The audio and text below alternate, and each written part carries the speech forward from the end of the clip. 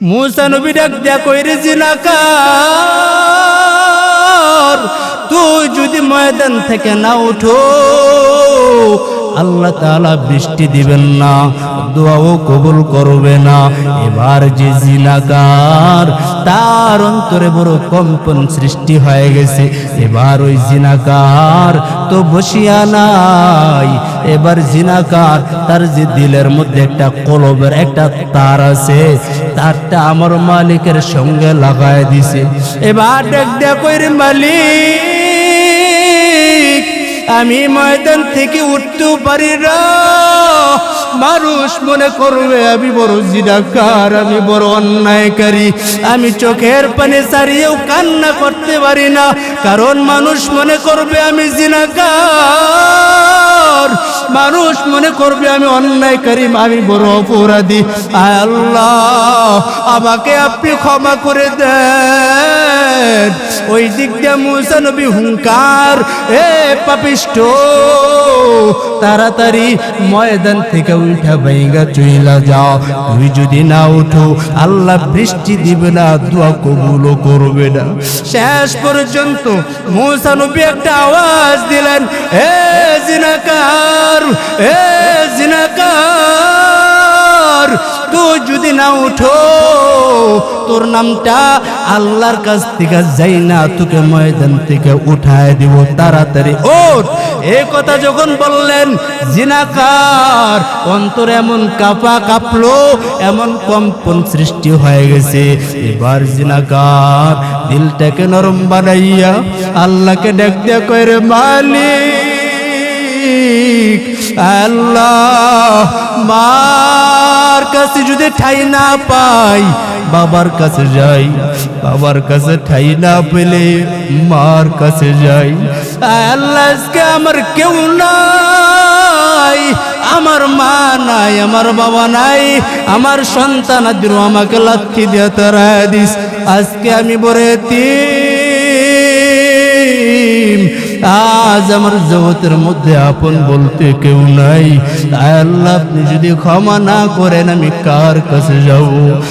আল্লাহ মিশরের ময়দানে আল্লাহ লক্ষ লক্ষ মানুষ, আল্লাহ এদের সামনে আমাকে আল্লাহ উঠাইয়া লজ্জা দিয়েন না, আল্লাহ আমাকে তাড়াইয়াও দিয়েন না, আমি চোখের পরে চাইরেও কান্না করতে পারি না। এই জিনাকার যখন আকুতি মিনতি কইরা একটা অন্তর একটা কলব, এই কলবের তারটা যখন আমার মালিকের সঙ্গে যখন লাগাই দিছে, হঠাৎ মুসা নবী বারবার বলে জিনাকার তাড়াতাড়ি ময়দান থেকে উঠ। এবার মুসা নবী ওই আসমানের দিকে তাকায় দেখতেছেন সাদা আকাশটা কালো মেঘে খন্ড পরিণত হয়ে গেছে। হঠাৎ তাকায় দেখেন জমিনের মধ্যে বৃষ্টি অনাবরত পড়া আরম্ভ হয়ে গেছে। মুসা নবী আল্লাহকে জিগায়, ওদের মালিক আল্লাহ আপনি তো বলেছেন বৃষ্টি দিবেন না, কিন্তু মিশরে এখন বৃষ্টি কেন? আপনি বলেছেন জিনাকার না উঠলে বৃষ্টি দিবেন না, জিনাকার তো ময়দান থেকে উঠে নাই। আল্লাহ কয়, ও মুসা তুমি যেটা জানো না আমি আল্লাহ সেটা জানি। তুমি যখন ময়দানে ঘোষণা দিছো এ জিনাকার, ও জিনাকার ওই জিনাকার তো বসিয়া নাই, একটা অন্তর একটা কলবের তার আছে, ওই কলবের তারটা আমি মালিকের সঙ্গে যখন লাগাইছি আমি আল্লাহ তাআলা আর বরদাস্ত করতে পারি নাই। ও মুসা আমার বান্দাটা যখন মায়া লাগায় ডাক দিল আমি আল্লাহ নিজেকে কন্ট্রোল করতে পারি নাই। আমি যার মালিক আমার বান্দা এই 40 বছরের গুনাহগুলো এক নিমিষেই ক্ষমা করে দিলাম। ইয়া ইলাহি তু মেরা মাবুদ হায়, ইয়া ইলাহি তু মেরা মাশুক হায়, ইয়া ইলাহি মুঝসে মুঝকো दूर कर, या इलाही मुझसे मुझको दूर कर, ताकि देखो मुझ में तुझको एक नजर, या इलाही तू मेरा माबूद है, या इलाही तू मेरा माशूक है। वनशहदु अल्ला इलाहा इल्लल्लाह وأشهد أن محمدًا عبده ورسوله الذي أرسله الله تعالى بالحق بشيرًا ونذيرًا وداعيا إلى الله بإذنه وسراجا منيرا أما بعد فأعوذ بالله من الشيطان الرجيم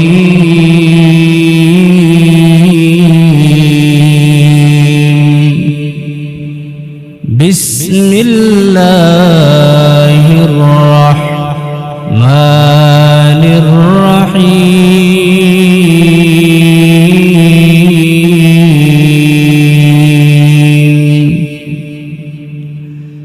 أفحسبتم أنما خلقناكم عبثا وأنكم إلينا لا ترجعون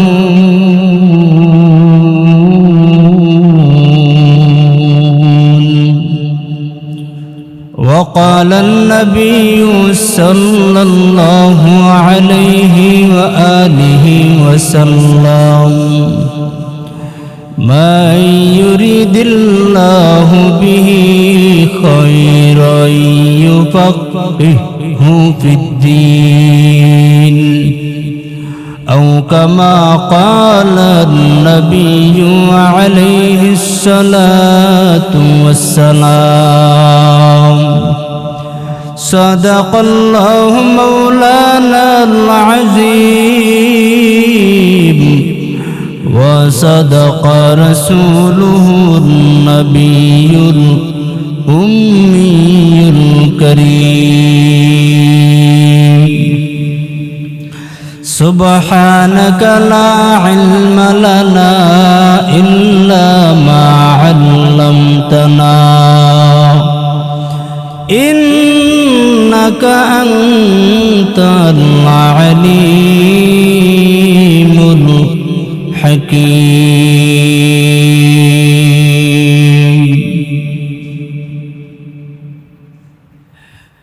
बातिल से दबने वाले आए आसमान ही हम बातिल से दबने वाले आए आसमान ही हम बाजार से चुका है तू इम्तिहा हमारा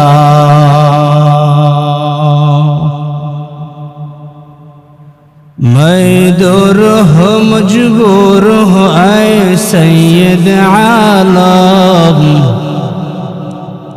दीदार दिखाते नहीं आवाज सुना दो दीदार दिखाते नहीं आवाज सुना दो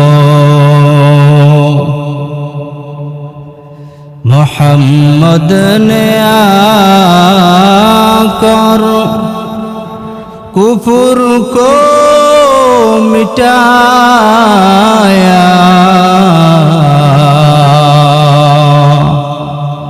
कुफर को मिटा कर सदाकत बताया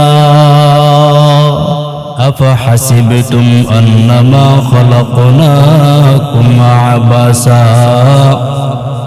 عبسا وأنكم إلينا لا ترجعون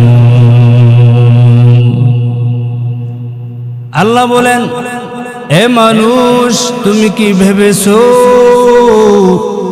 যে আমার কাছে আশা লাগবে না, আমার কাছে আশা লাগবে না? এটা তোমার ধারণা, তুমি এই ধারণা চলতেছো। কিন্তু আল্লাহ জানায় দেয় না, একদিন আগে হোক বা পরে হোক, তোমরা সবাই আমার কাছে আশা লাগবে।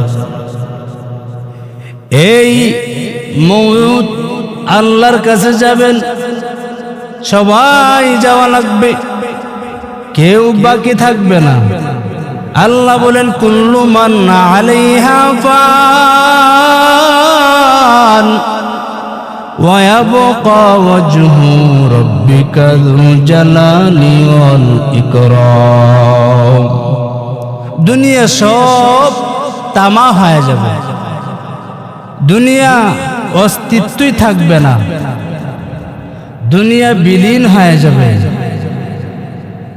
আসমান জমিন কিছুই থাকবে না, সব ধূলিসাৎ হয়ে যাবে। থাকবেন কে? আল্লাহ। এই মুরাকাবা যারা করবে, এই চিন্তা ধারা যারা নিয়ে আগাবে, তারা গুনাহ করতে পারে না।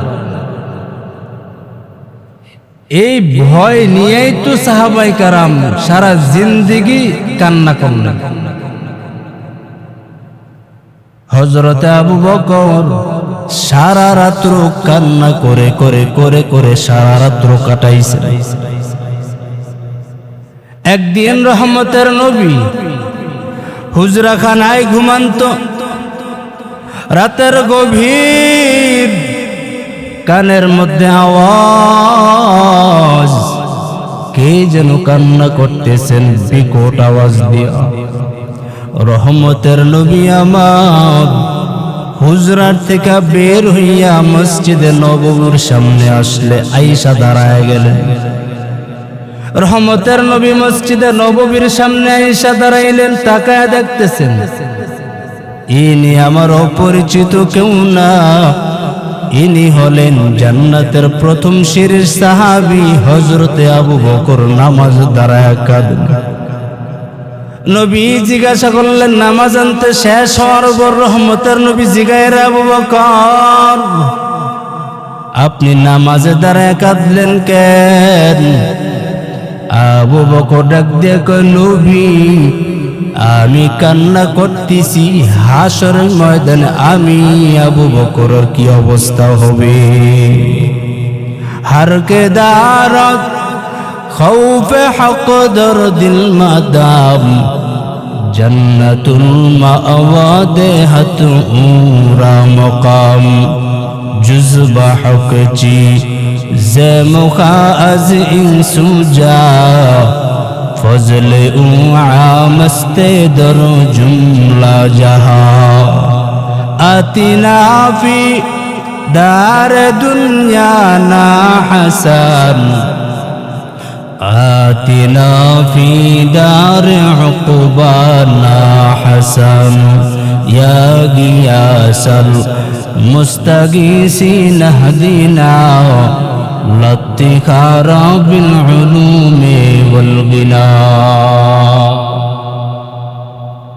সাহাবায়ে কেরাম রাসূলের আদর্শ সোয়ালে দামি হয়ে গেছেন। আজ আমার আপনার রাসূলের আদর্শ কই? রাসূলের আদর্শ ভিন্ন ভিন্ন মাত্র দেখা যায় না। আমরা নামে দাবি করি মুসলমান, কাজে বেঈমানের ভালোবাসা। আমরা তো খাঁটি আশিক রাসূল।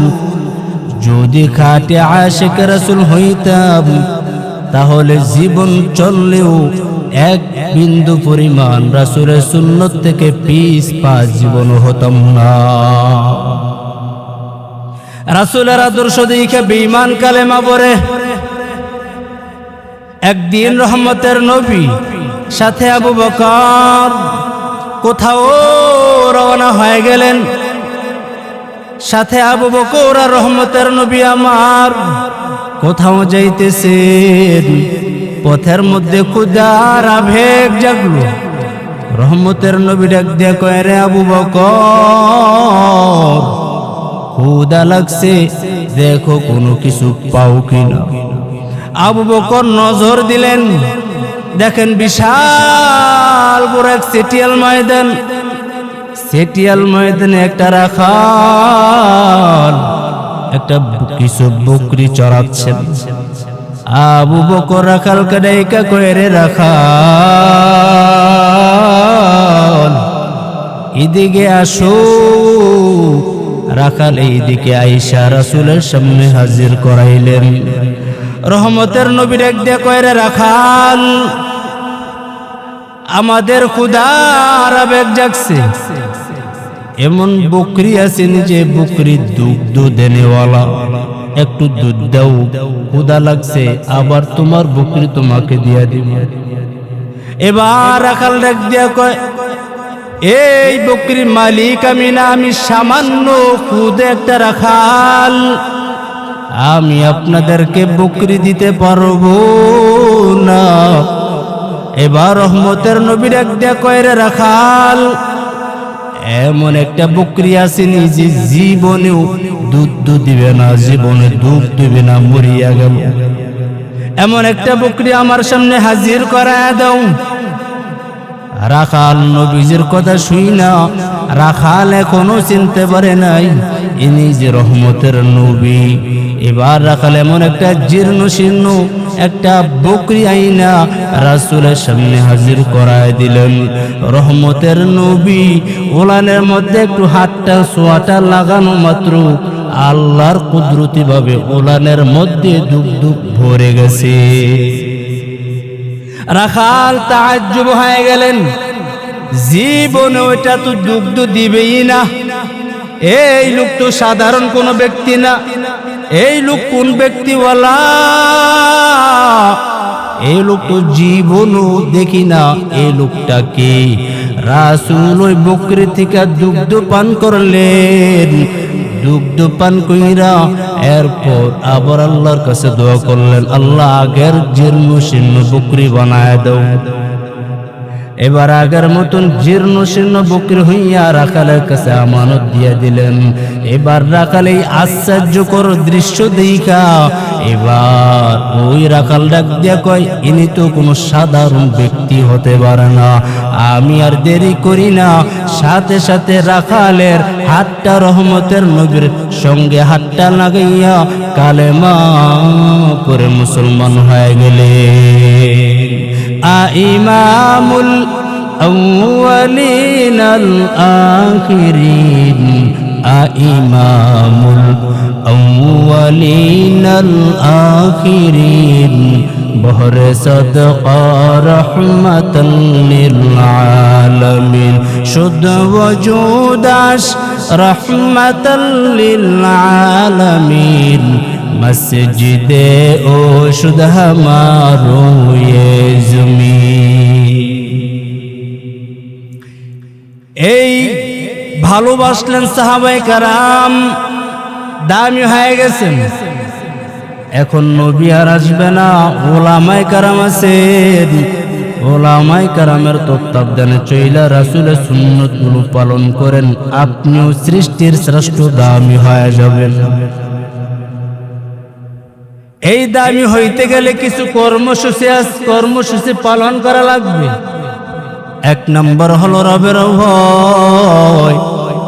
রবের ভয় নিয়ে আগাইলে আপনি দামি হয়ে যাবেন, গুনাহ করতে পারবেন না। আগে হারাম খাইতেন, নামাজে আসতেন না, রবের ভয় ঢুকলে আর আপনি নামাজ ছাড়তে পারবেন নাই। আগে আপনি হারাম পথে দৌড়াইতেন, যদি এখন রবের ভয় ঢুইকাই যায় তাহলে আর হারাম থেকে আর আল্লাহ এমন ভাবে ফিরায় দিবেন, হারামের দিকে আর ঢুকবেনই না। এই হারাম থেকে যদি বাঁচতে চান, এর এক নম্বর মেডিসিন হলো রবের ভয়। এই রবের ভয় নিয়ে যদি আগান তাহলে আল্লাহ আপনার সম্মান ইজ্জত বাড়ায় দিবেন। এই ভয়, যিনি ভয় করবেন তার নাম মুত্তাকি। তার নাম কি? মুত্তাকি আর মুত্তাকিদের জন্যই হেদায়েত, যারা আল্লাহকে ভয় করবেন আর এই ভয় কইরা আগাইবেন। আর আল্লাহ আপনার একটা নামের সাথে লকব লাগাই দিয়েছেন, আপনি মুত্তাকি। মুত্তাকিনরাই পাবে হেদায়েত, আর কেউ হেদায়েত পাবে না। মুত্তাকিনরাই হেদায়েত পাবে।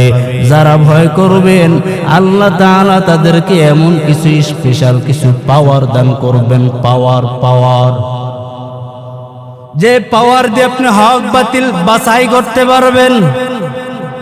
যেমন রাসূলের ভাষায় হলো ফেরাসাত, আর কোরআনের ভাষায় হলো ফুরকান, হাদিসের ভাষায় ফেরাসাত। এই পাওয়ার কি?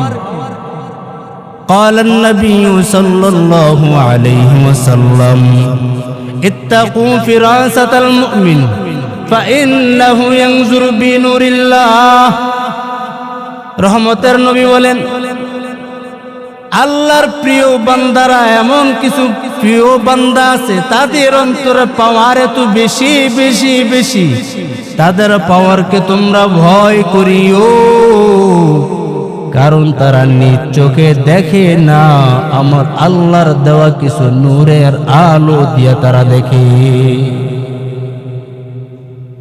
এটা হলো রাসূলের হাদিসের ব্যাখ্যা। এবার আল্লাহ কি বলেন? ইয়া আইয়ুহাল্লাযীনা আমানু ইন তাত্তাকুল্লাহ ইয়াজআল লাকুম ফুরকানা। আল্লাহ বলেন, যারা আমার বিশেষ কিছু বান্দা যারা আমাকে মুজাহাদা করে চেষ্টা প্রচেষ্টার মাধ্যমে আমি আল্লাহকে পাওয়ার জন্য আগায়, আমি আল্লাহ তাআলা তাদেরকে এমন একটা স্পেশাল পাওয়ার দান করি। এই পাওয়ারের নাম হলো ফুরকান। মা মানাল ফুরকান হুয়া নূরুম মিন ইলাহি। এই পাওয়ারটা আল্লাহ তাআলার একটা বিশেষ একটা নূরের আলো। এই আলো দিয়ে বান্দা কি করবে? হক বাতিল নির্ণয় করবেন। এই পাওয়ার সবাই পায় না। এই পাওয়ার সবাইকে আল্লাহ তাআলা দান করে নাই। এই পাওয়ার তারাই পাবে যারা রবের ভয় নিয়ে সামনে চলে। এই ভয় আপনিও যদি আল্লাহকে করেন, এই পাওয়ার আল্লাহ আপনাকে দান করবেন। মসজিদে নববীতে খলিফাতুল মুসলিমিন হযরত ওমর জুমার দিন খুতবা দিচ্ছেন, হঠাৎ বেসাক্তা অপ্রাসঙ্গিক একটা আওয়াজ বের হয়ে আসলেন, ইয়া সারিয়াতাল জাবাল, ইয়া সারিয়াতাল জাবাল, ইয়া সারিয়াতাল জাবাল। তিনবার বললেন। কয়বার?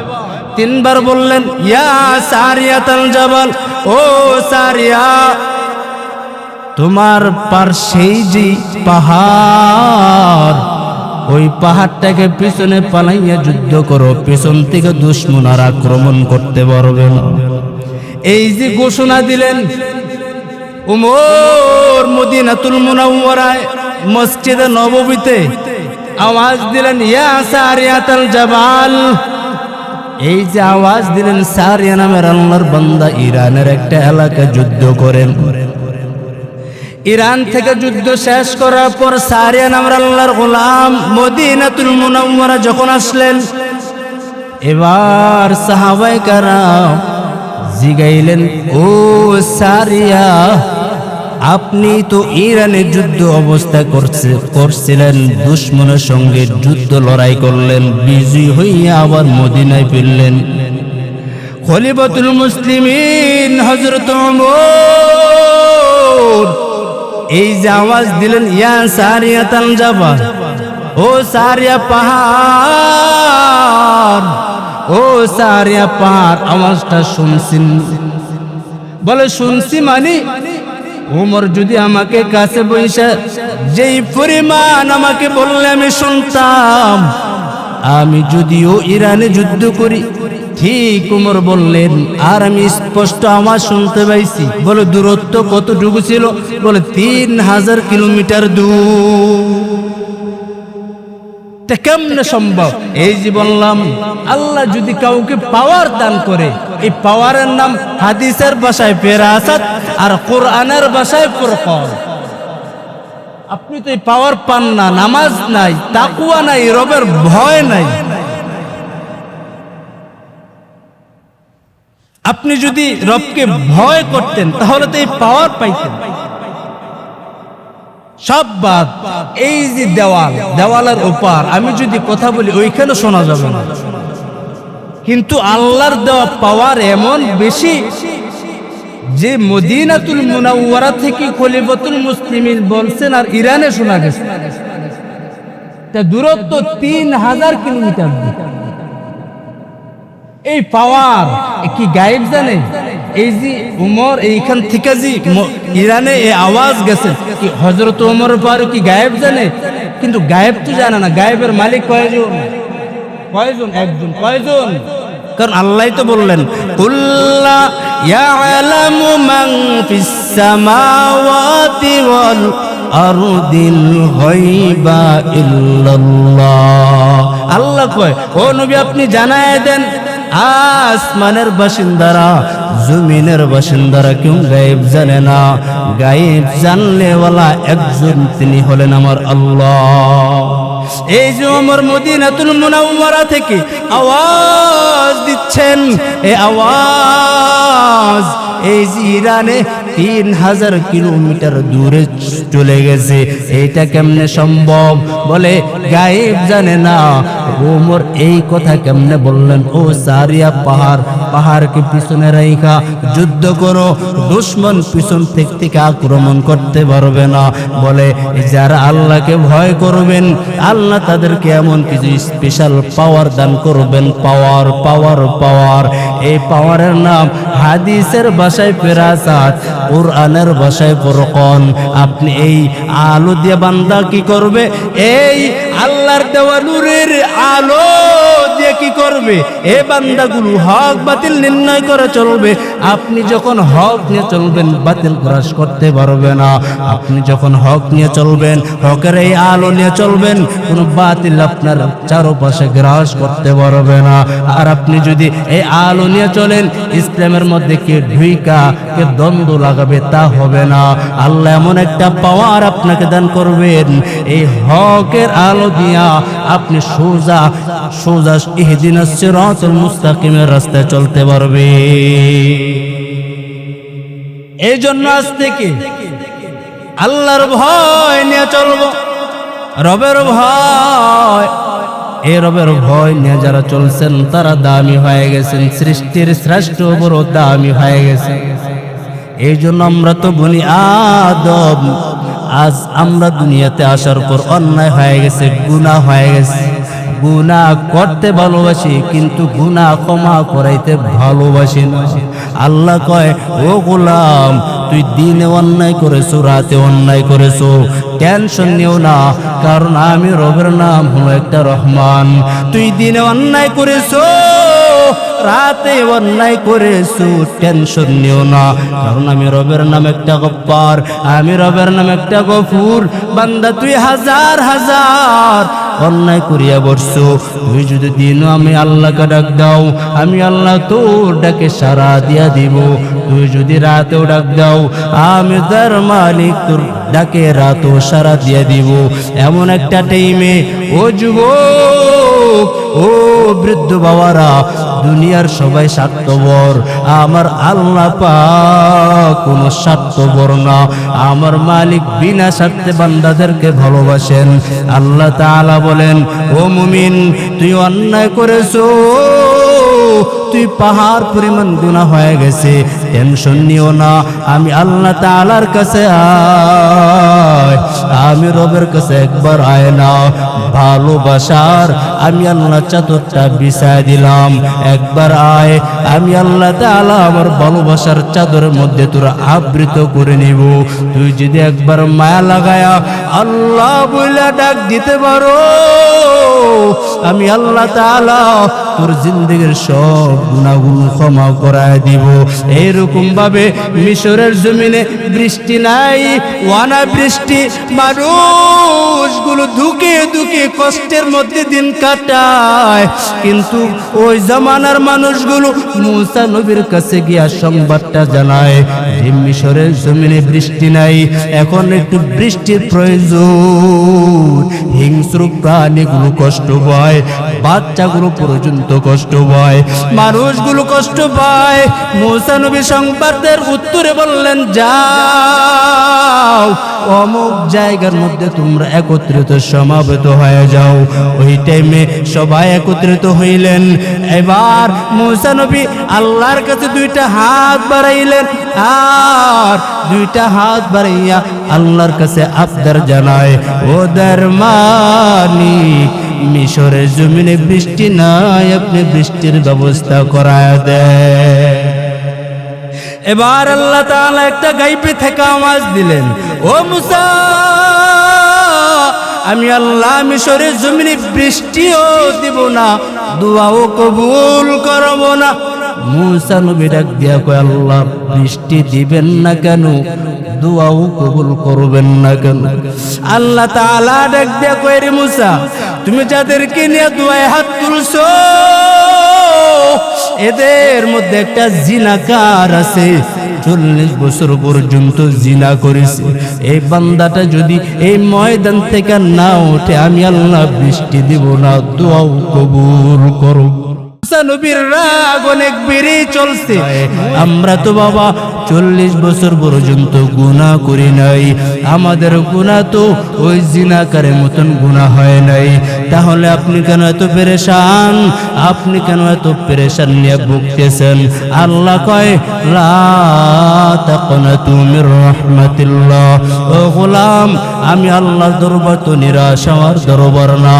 তুই একবার ডাকবি, তোর ডাকে সাড়া দিয়া দিব। তুই আমাকে আল্লাহ বইলা ডাকবি, আমি আল্লাহ তোর ডাকে সাড়া দিয়া দিব। তুই আমাকে কেন ডাকো না? আমি আল্লাহ খুব নিজেকে আর বরদাস্ত করতে পারি না। তুই আমাকে ডাকলে খুশি হই, আর না ডাকলে আমি আল্লাহ বেজার হই। মাকে মা বইলা ডাক না দিলে মায়ের মনে ব্যথা আর যন্ত্রণা কষ্ট, বাবাকে আব্বা বইলা ডাক না দিলে বাবার মনে কষ্ট। আল্লাহ কয়, তোর মা বাবার চাইতে আমি আল্লাহর কি মায়া কি কম? আমি আল্লাহর মায়া কি কম মনে করেছ রে গোলাম? তুই আমাকে কেন ডাকো? তুই আমাকে ডাক দিতে দেরি হবে, ডাকের জবাব পাইতে দেরি হবে না। এই জন্য বাবা আল্লাহর কাছে একটু রোনাজারি কইরেন। এই জুমার থেকে আল্লাহর কাছ থেকে একটা ওয়াদাবদ্ধ হয়ে যান। আয় আল্লাহ, এই জীবনে বহু অন্যায় করেছি, বহু গুনাহ করেছি। আমার মতন নাফরমান, আমার মতন নাফরমানি বান্দা জমিনে কেউ নাই। আমার মতন নাখানদান গোলাম আসমানের নিচে জমিনের উপরে কেউ নাই। আমার মতন বড় অযোগ্য কেউ নাই, আমার মতন তফদার্থ কেউ নাই, আমার মতন এত নিম্নমানের ব্যক্তি আর কেউ নাই। নিজেকে নিজে ছোট বানাইয়া যখন আল্লাহর কাছে বলবেন, আল্লাহ তাআলা আপনার তওবা কবুল করে নেবেন। যেই নবীর কোনো গুনাহ নাই, ওই নবী ওই দোয়া আল্লাহর আদালতে বলতেন, আয় আল্লাহ, আপনি আমার নজর আমাকে ছোট বানায় রাখেন, আর আমার উম্মতের মাঝে আমার মর্যাদা মর্তবা বুলন্দ করে দেন। আল্লাহুম্মা জাআলনি ফি আইনি সগীরা ওয়া ফি আইনিন নাসি কবীরা। নবী দোয়া করতেন, আয় আল্লাহ, আমার নজরে আমাকে ছোট বানায় দেন, আর উম্মতের মাঝে আমার সম্মান মর্তবা বাড়ায় দেন। নিজেকে বড় করা যাবে না, নিজেকে অহংকারী ভাব নিয়ে চলা যাবে না। আমি অমুক তমুক টাকাওয়ালা পয়সাওয়ালা মালিক, আমি মুফতি সাহেব, আমি শহীদ হয়ে গেছি। কিন্তু না না, আপনি জানেননি, শেষ পর্বে কথাটা বইলা যাই, কিয়ামত যেই দিন কায়েম হবে, সর্বপ্রথম 3 ব্যক্তি জাহান্নামে আগে যাবে। কয় ব্যক্তি? 3 ব্যক্তি আগে জাহান্নামে যাবে। আমাদের জ্ঞানের দ্বারা আমরা বুঝি এই 3 দল আমাদের আকল কর, এই 3 দল 3 জন মানুষ জান্নাতে যাবে। কোথায় যাবে? জান্নাতে যাবে, কিন্তু রবের আদালতে এই তিনজন ব্যক্তি জাহান্নামে, আমল কইরেও জাহান্নামে। কয়জন? তিনজন ব্যক্তি, তিনজন। কে কে? 1 নম্বর শহীদ। নাম কি? যারা দুশ্মনের সাথে যুদ্ধ করেছেন, বাতিলের সঙ্গে লড়াই করেছেন, শহীদ হয়ে গেছে, ওরা জাহান্নামে যাবে। আমাদের বিবেক বলে ওরা জান্নাতে যাবে, কিন্তু আল্লাহর আদালতে বলে ওরা জাহান্নামে যাবে। 2, আমার মতন বক্তা, আমার মতন আলেম, আমার মতন মুফতি হয়েও জাহান্নামে যাবে। কয়জন হয়েছে? 2 জন। আরেকজন 3 নম্বর আসবে, এই দানবীররা। দানবীর মানে যারা দান সৎকার করত, যারা মাদ্রাসায় মসজিদে দান করত, মসজিদে 5,000 টাকা দান কইরা বাজারে আলান, আমার টাকায় মসজিদ বানায় দিছে। এই যে দানবীররা এই বিকট আওয়াজ দিয়ে কথা বলতো, আল্লাহ কয় তোর দান তোর কাছে রাখ, বিনিময় তুই দুনিয়াতে সম্মান পাইছো, আমি রবের কাছে আমি রবের কাছে জিরো, যাও জাহান্নামে। আলেম, আল্লাহ আলেমকে বলবেন, আলেম হয়েছে কেন? তোমার সাথে তো বহু বান্দারা পড়ছে, কিন্তু সবাই আলেম হইতে পারে না, সবাই মুফতি হইতে পারে না। আমি আল্লাহ তোকে মুফতি বানাইলাম, আলেম বানাইলাম। কেন আলেম হয়েছ? এখন আলেম বলবে, আল্লাহ আলেম হয়েছি আপনার রেজামন্দির জন্য, মানুষকে শিখাইছি, মানুষকে পথগুলা বান্দাগুলোদেরকে সহি কথা বইলা হেদায়েতের রাস্তায় আনছি। আল্লাহ কয়টা দুনিয়ার মানুষ জানে, আমি আল্লাহ তোর ভিতরে